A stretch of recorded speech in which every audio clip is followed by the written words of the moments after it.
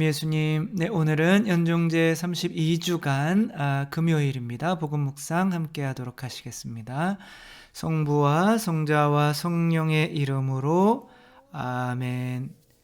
네, 오늘은 예수님께서 우리의 마지막 날 혹은 세상의 마지막 날, 그게 이제 그리스도의 날, 당신의 날이라고 하는데, 이제 예수님께서 아마도 우리의 심판자로 오시는 날이기 때문에 아마 당신의 날이라고 이렇게 이야기를 하시는 것 같아요.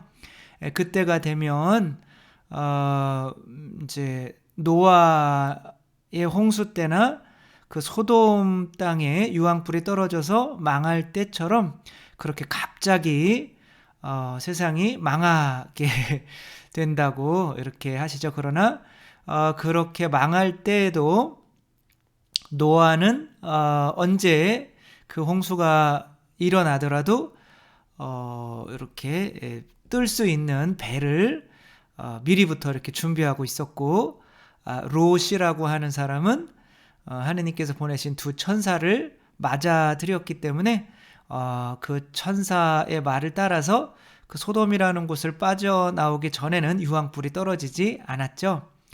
어떤 사람들은 죽음이라고 하는 것이 그렇게 느닷없이 와가지고 당황하는 사람이 있는가 하면, 어떤 사람들은 그것에 대해서 준비를 잘 해놨기 때문에 그것이 이제 뭐 죽음을 절대 안 두려워하거나 이제 그러기는 쉽지 않겠지만, 그래도 너무 당황하지 않고 또 잘 받아들일 수 있는 사람들이 되는 거고, 이제 이것이 이제 예수님께서 그런 개인적인 죽음을 넘어서서 어떻게 보면 이스라엘의 멸망을 예시하는 것일 수도 있어요. 이제 그때가 되면 괜히 그 롯의 아내처럼 이렇게 탈출하면서, 롯의 아내는 소금 기둥이 됐죠. 자기가 두고 온 것들, 이런 것들이 생각이 나서 유황불이 떨어질 때 뒤를 돌아보지 말라고 그랬는데 뒤를 돌아보다가 소금 기둥이 됐죠.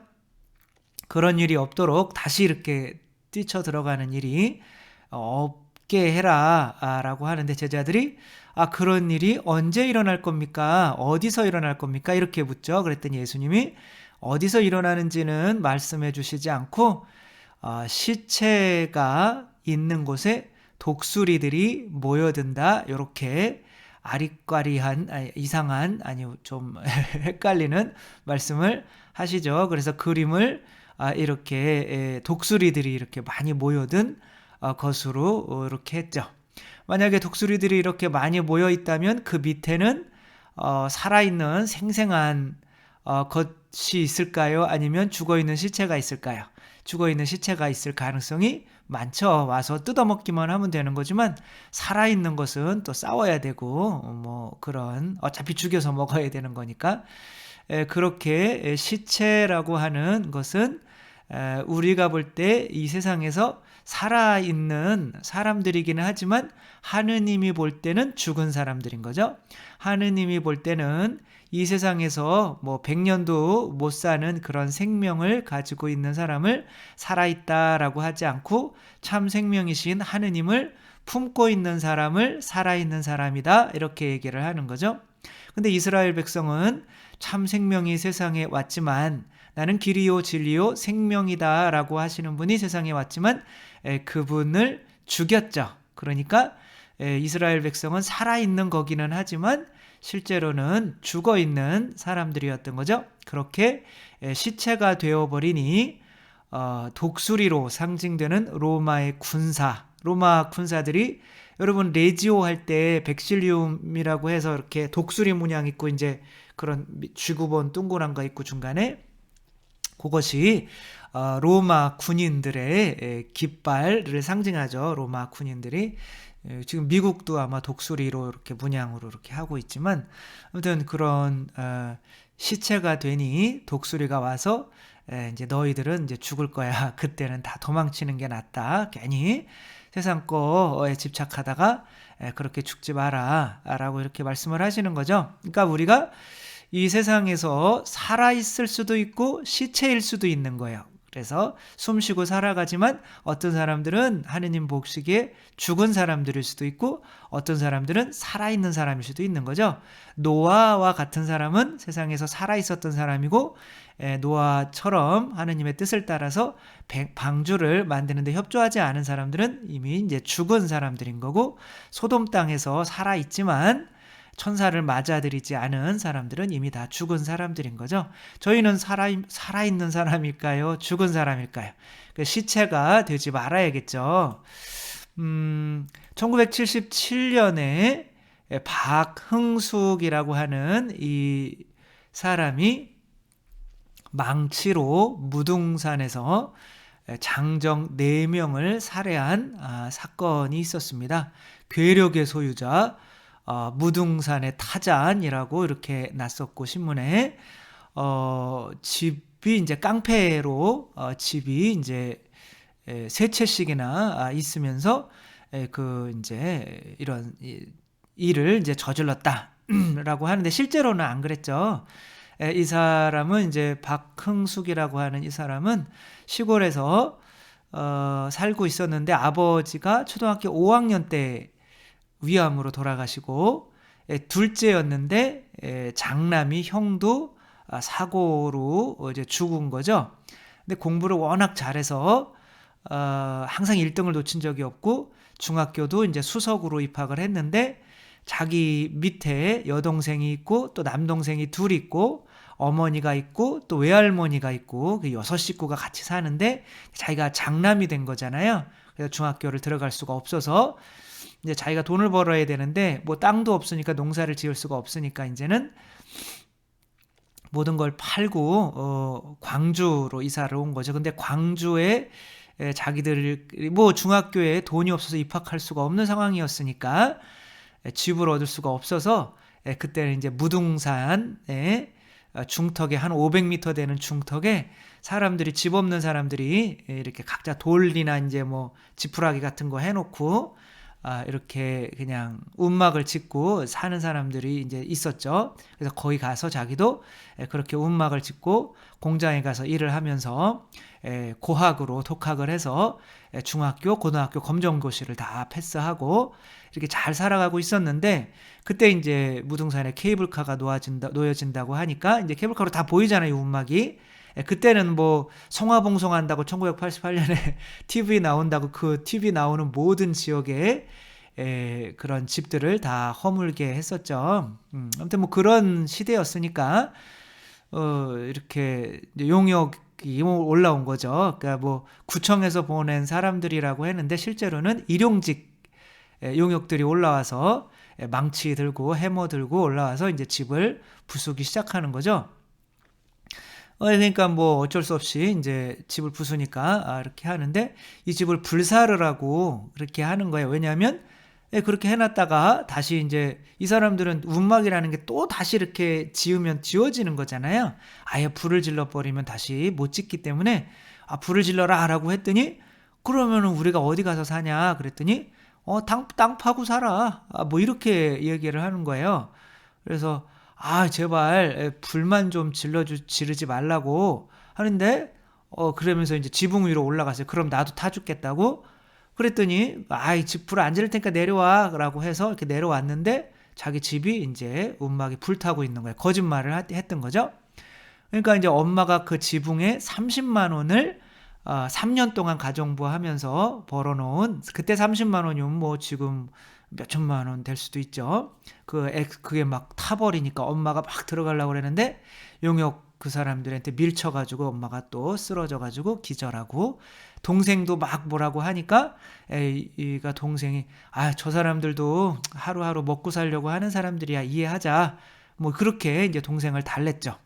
근데 이제 그 주위에 정말 오갈 데 없는 할머니들이 움막을 짓고 사시는 분들이 있었거든요. 그러니까 저분들만은 불 지르지 말아달라고 이렇게 얘기를 했는데 다 불을 질렀죠. 그래서 이 사람이 가서 이제 이 할머니들한테 그렇게 하는 것에 울분을 터트리며 이제 막았는데 진짜로 뭐 운동을 좀 잘 했나 봐요. 그래서 2명은 도망갔나 봐요. 5명을 제 앞에서 이렇게 무릎 꿇려 놓고 이제 막 손도 묶고 이 할머니들한테 사과하라고 그랬더니 이 사람들도 야, 우리도 시켜서 해는 건데 무슨 개뿔 사과냐? 걔한테 뿔이 있나요? 아무튼 그렇게 하니까 이제 그 동생, 여자 동생분의 증언으로는 이제 처음으로 사실 화를 내는 거를 처음으로 봤는데 그 화를 처음으로 낸 게 어떻게 보면 이제 살인이 이제 눈이 뒤집혔던 거죠. 이 된 거죠. 이 사람이 한 행위를 정당화하려고 하는 건 아니에요. 근데 왜 이 사람이 그런 일을 벌이게 됐고 또 그렇게 용역을 했던 사람들은 왜 죽어야 했나? 물론 시대 상황으로 돈 많은 사람들 혹은 권력이 있는 사람들에 의해서 이 두 사람들이 다 피해자들인 거죠. 네, 이제 뭐 언론에 불지르라고 했다는 얘기는 안 하고 그냥 이렇게 언론을 이제 조작을 해서 신문에는 이제 굉장히 깡패가 그리고 집도 많은 부자가 돈 막 그런 게 불법으로 모은 돈으로 사는 이 사람이 이제 그냥 무등산에서 사람을 죽였다 뭐 이런 식으로 신문에 나기는 했었지만 아무튼 이분이 이제 그렇게 하며 이제 뭐 재판에 사형당해서 돌아가셨죠. 근데 정말 내가 그렇게 한 것에 대해서 후회하고 나 때문에 피해를 보신 분들에게 죄송하고 그러나 정말 잘 데가 없어서 남의 집 화장실을 기웃거리거나 남의 집 처마 밑에를 이렇게 해서 자보지 않은 사람들은 저희의 처지를 이해하지 못하실 거다라고 하면서 이제 죽은 거죠. 근데 안타깝죠, 그렇죠? 이렇게 착하고 공부 잘하고 가족을 위해서 헌신하려고 했었던 사람이 죽은 거예요. 근데 이 사람이 그렇게 죽을 줄 알았었나요? 몰랐죠. 그 왜 죽은 걸까요? 살았기 때문에 죽은 거죠. 그러니까 그 처음에 가난한 사람들은 일반적으로 죽는 사람들인 거죠. 그렇죠? 세상에서 죽은 사람들은 갑자기 죽는 일이 없죠. 그렇죠? 그러나 내가 교만해져서 살아있다고 생각하는 사람들이 죽는 거죠. 그러니까 세상에서 살아있는 사람은 하느님 눈으로 죽은 사람이고 세상에서 죽은 사람은 하느님 눈으로 살아있는 사람인데 이 박흥숙 이분도 사실은 죽어있는 사람이었다가 어떻게 된 거예요? 점점점 살아났던 거죠. 그러니까 점점 살아나니까 나도 죽고 다른 사람도 죽이는 사람이 될 수밖에 없었던 거죠. 우리가 세상에서 죽어야지 그런다고 죽을 수 있을까요? 죽기가 엄청 힘들죠. 그래서 우리는 어떻게 해야 되냐면 이미 죽었다고 믿어야 돼요. 그러면 이미 죽었다라고 믿는 거는 뭐예요? 내가 지금 있는 이 내가 죽고 다른 사람으로 태어나야 죽는 거죠. 그렇죠? 세례라고 하는 것이 물속으로 들어가서 이전의 나를 죽이고 그리스도로 새로 태어나는 거죠. 그렇죠? 복음이라는 게 뭐예요? 이제는 내가 죽었고 그리스도께서 내 안에 사신다는 게 복음이잖아요. 그렇죠? 그러니까 내가 살아있으면서 그분이 살 수가 없는 거예요. 나는 뱀이거든요. 그분을 잡아먹거든요. 근데 죽어야지 라고 하면 내가 살아있다는 뜻이거든요. 근데 내가 바오로 사도가 그러잖아요. 그렇죠? 나는 십자가에 못 박혀. 나는 죽었습니다. 나는 십자가에 그리스도와 함께 못 박혔습니다. 십자가에 못 박혀서 사는 사람이 없잖아요. 그러니까 십자가는 죽으려고 하는 거잖아요. 그렇죠? 나 이미 십자가에 못 박혔다고 하는 거는 그리스도와 함께 죽었다는 거거든요. 그래서 바오로 사도는 죽었다라는 말을 되게 많이 써요. 가만히 보면 살아있는데 죽었다고 그래요. 그러니까 나는 죽었다라고 믿는 것과 나는 죽어야지 하라고 하는 거는 천지 차이인 거예요. 얘도 계속 나는 죽어야지 하면서 그러니까 죽어야지 하면서 살아있는 거예요. 그러니까 도저히 못 죽겠네 이놈들 이렇게 하니까 죽게 돼. 자기도 죽고 다른 사람들이 죽게 되는 거거든요. 이 세상에서 시체가 되지 않으려면 이미 죽었다고 믿어야 돼요. 이미. 그리고 내 안에 이미 죽었다고 믿어야 내 안에 그리스도께서 사시는 거거든요. 그러니까 나는 죽었고 나는 그리스도입니다. 나는 죽었고 나는 사랑입니다. 이렇게 고백할 수 있어야지 나는 죽어야 됩니다. 나는 죽고 싶습니다. 나는 그리스도가 되고 싶습니다. 이런 거는 나는 죽지도 않았고 그리스도도 된 적이 없다고 말하는 거거든요. 그래서 우리들의 신앙은 이미 죽었고 이미 그리스도고 이미 사랑이라는 신앙인 거예요. 애기들이 나는 사람이야. 엄마 아빠와 똑같은 사람이야. 근데 아이고 웃기고 앉아있네. 너는 두 발로 걷지도 못하고 말도 못하잖아. 그럼 내가 사람이 아닌가? 이렇게 생각하는 게 어리석은 거잖아요. 그렇죠? 이미 나는 두 발로 걷지 못해도 사람이라고 믿으면 사람인 거예요. 그렇죠? 이미 죽었다고 믿으면 죽은 거예요. 그래서 여러분들 기도를 자주 나는 죽었습니다.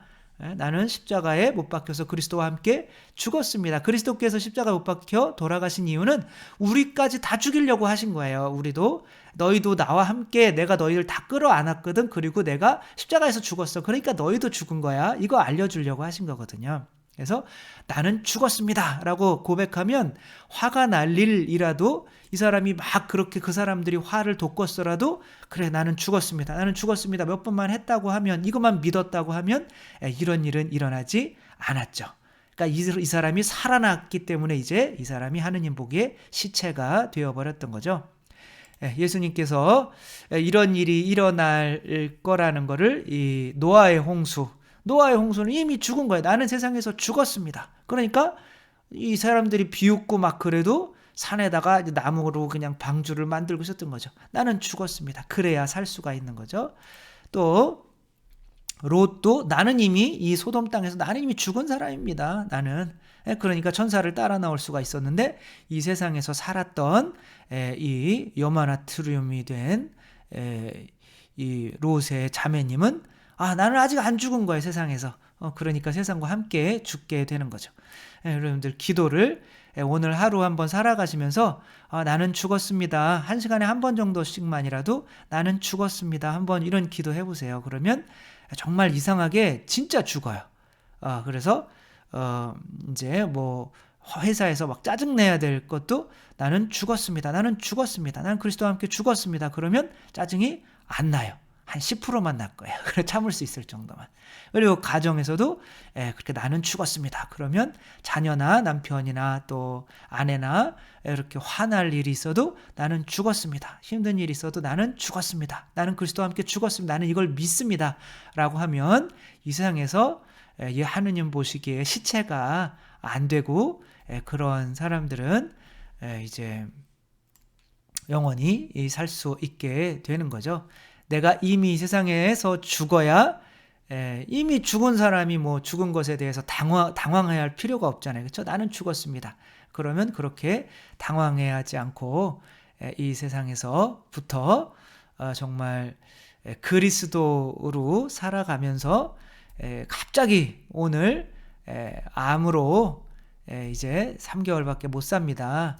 혹은 이제 이렇게 막 이렇게 죽어가는 거죠. 이렇게 오늘 죽는 거예요. 죽어야 돼도 크게 당황하지 않고 어차피 죽었는데 뭐 그렇죠?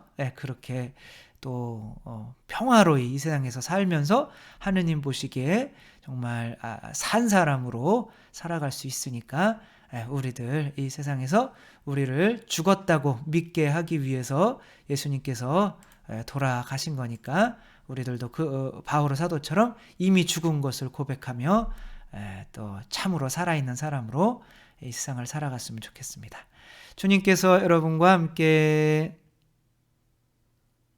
전능하신 천주 성부와 성자와 성령께서는 여기 모인 모든 이에게 축복을 내리시어 길이 머물게 하소서. 주님과 함께 가서 복음을 전합시다. 하느님 감사합니다. 성부와 성자와 성령의 이름으로 아멘. 감사합니다. 사랑합니다.